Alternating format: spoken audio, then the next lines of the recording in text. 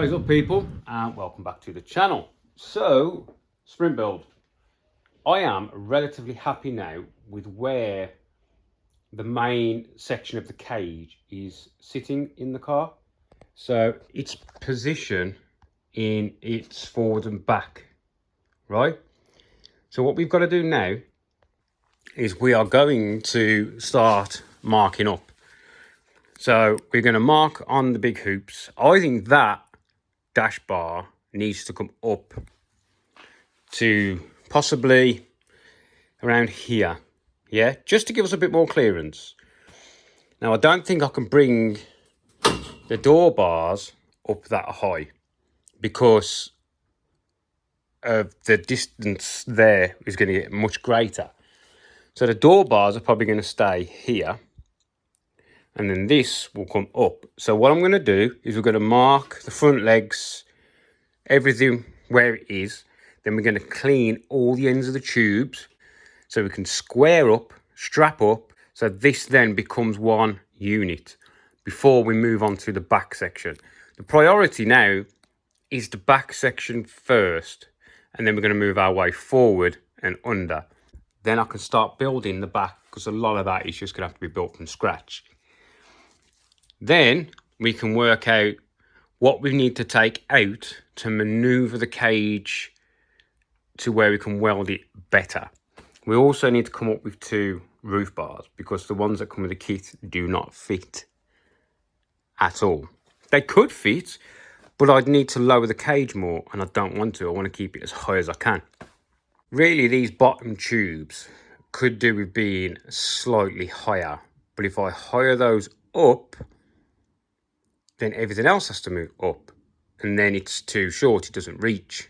So yeah, we're just going to deal with what we've got and how we've got it. Oh, and I need to shorten the main hoop to put the plate underneath. So yeah, until this is out for cleaning, I will also shorten the main hoop to get the plate underneath. Right, let's get something done, because I also need to make 16 threaded bungs for one of the chassis I sold. So we need to get that done as well on the lathe. Right, let's get some stuff done. Right, so what I'm doing here is I'm taking 2 bars out, and I put a bit of tension between these 2, pulled it in, so this bar is a bit under load. So the idea now is I want to get this bar level as I can with the floor of the car. So you've got to imagine, when I come to make the seat mounts, if this goes up at an angle, it will throw off the notches that are going to go down to the seats, you know what I mean?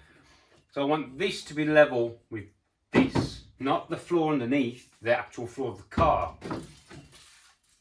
So we're going to turn on my doofer. So hang on, I'll put that on the floor. 0.15.10. So 0.1 of a degree, that is basically 0. And then we're going to put it on the tube, and we are 1.6. So we are slightly high on the front, so I need to work out whether, if I can get the welder in, can I come down on the front or up on the back? I think I can come down slightly on the front.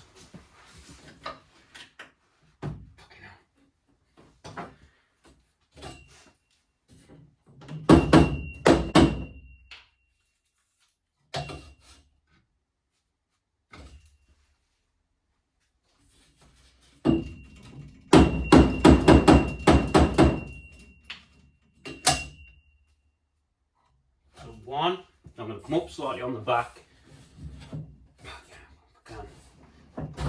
Okay.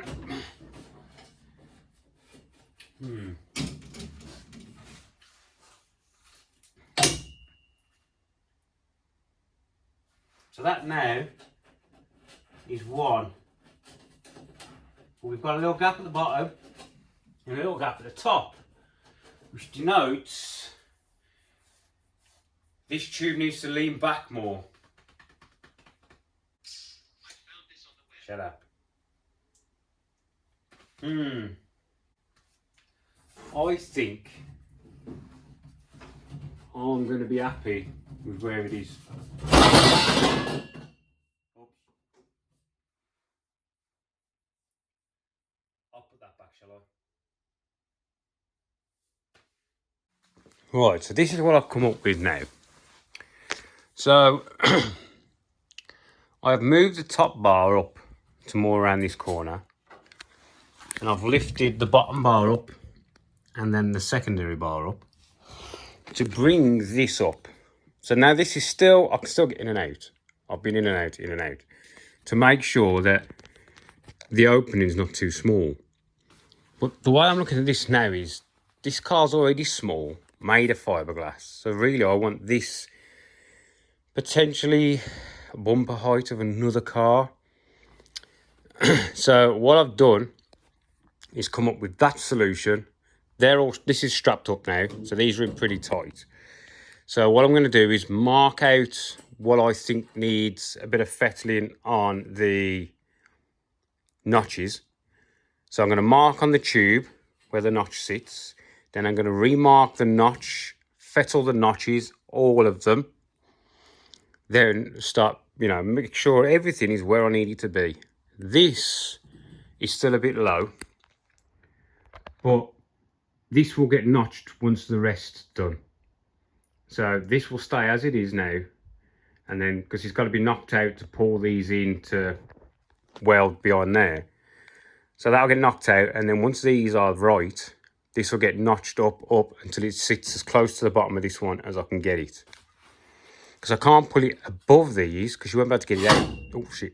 You know what I mean? You won't be able to get it out. So now what I'm going to do is what I said I was going to do, which is mark the tube, start cleaning, check the notches. It's like you've got to check the top of the notch and then check the bottom of the notch. I don't know if you'll even see properly, to make sure that we are connected correctly. So these top ones, there's a gap underneath because it's slightly running off at the wrong angle. So all we've got to do is just gently massage it out with the Linischen disc, a worn one. Try not to use a new one. The worn ones just seem to work better for the rounded edge. So yeah, we're going to mark up now and do what I said. Yeah, and once we've marked up and made the notches fit, we've got to do the feet because I still haven't done that. So.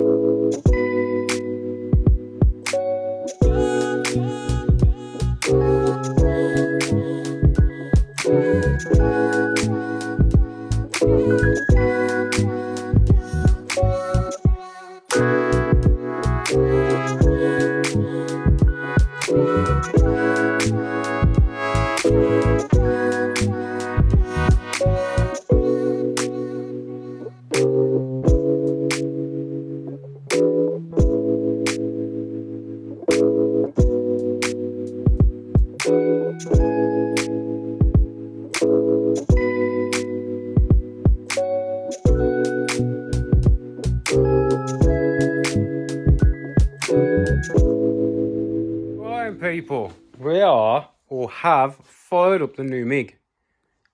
First time I've used it. So, the cage is now back in again. This thing's been in and out more times than me and the missus, right? So now, it came out again. Slight modification to the feet because I weren't happy. A little bit of notching's been changed. But I put the holes, where is it? In the floor. See?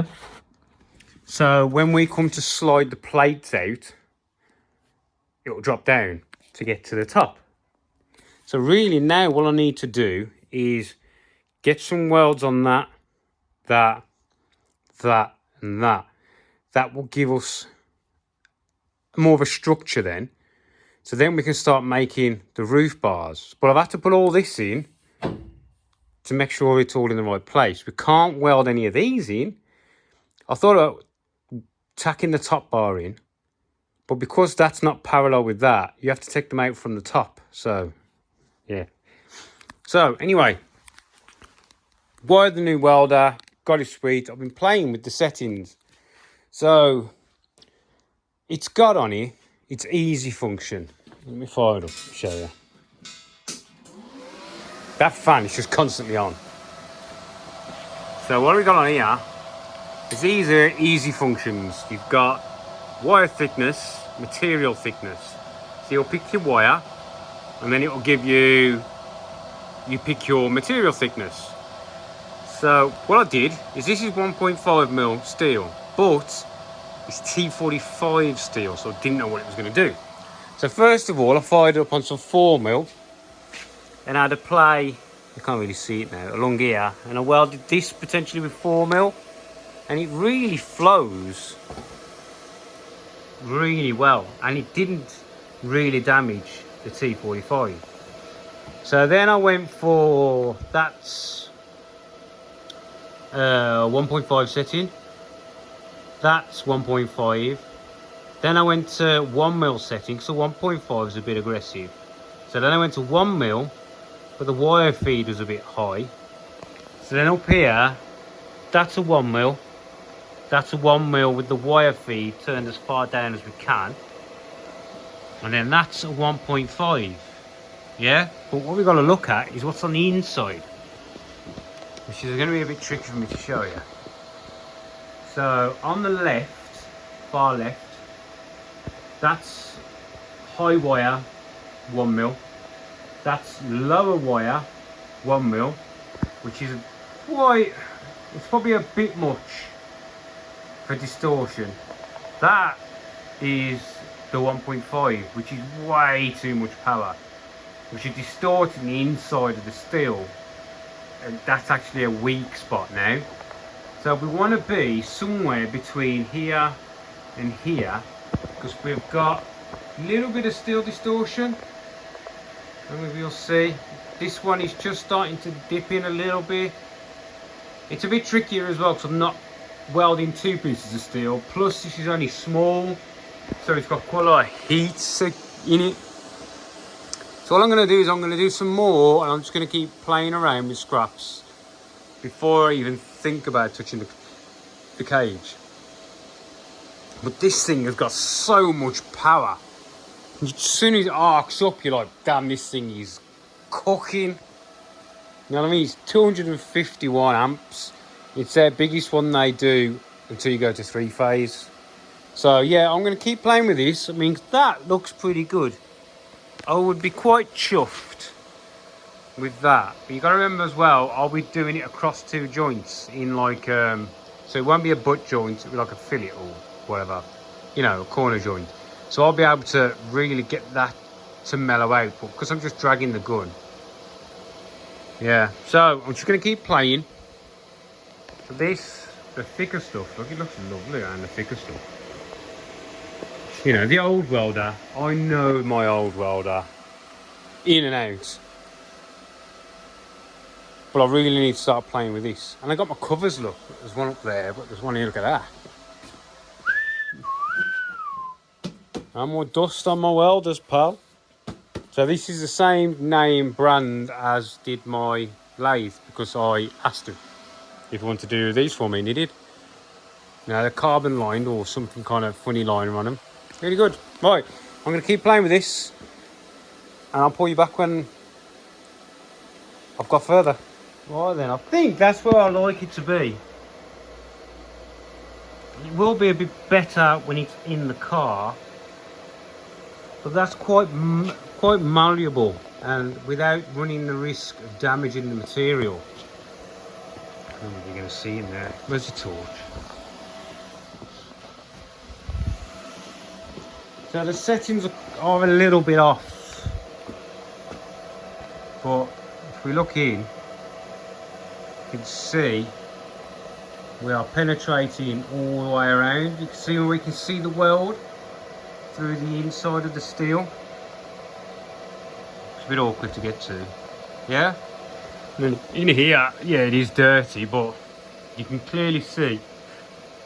Let me try and give it a wipe without melting my fingers. I'm gonna push that in there. I feel warm afterwards. There you go. Can you see it? So we know we're getting pretty good penetration there, and it's just starting to bubble the steel slightly, but we're not disforming it, having it run out basically. You still want to keep it round. So that ain't too bad, and that's me running it on 1 mil. So 1 mil, shit. And I've turned the wire feed down to 3.1 manually. If this was normal steel, the 1.5 with a little bit more feed would probably be okay, but it's just moving too fast. You know what I mean? Where the 1.5 setting's too many amps, but the wire feed feels nice because it's got the power behind it. Well, when you go down to the 1 mil, there was just too much wire feed. Do you know what I mean? So I needed to pull back the wire feed to allow it to look better. But yeah, I think once I've had a good polish up,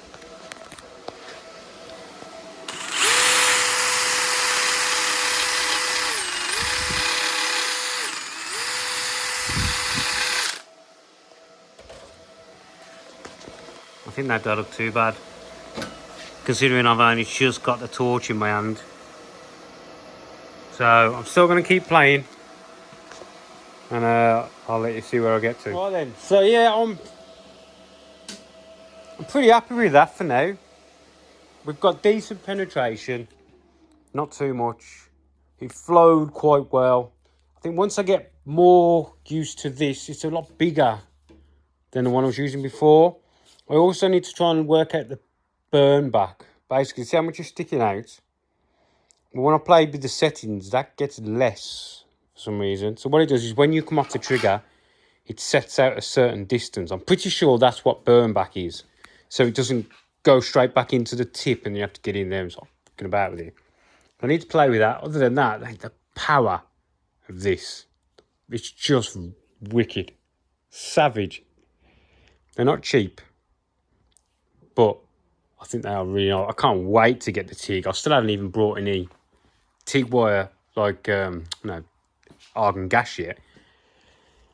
Right, anyway, so that is about where I'm going to leave it now. Basically, it's how it was when I got in here this morning, but we've worked on all the notches, all the pre-planning for the next stages. The next video, we're going to be tacking the roof up, and we need to come up with some roof bars because the ones I've got just do not fit. That's what we're going to be doing in the next video. So, catch you later when we're on some roof bars, people. See ya.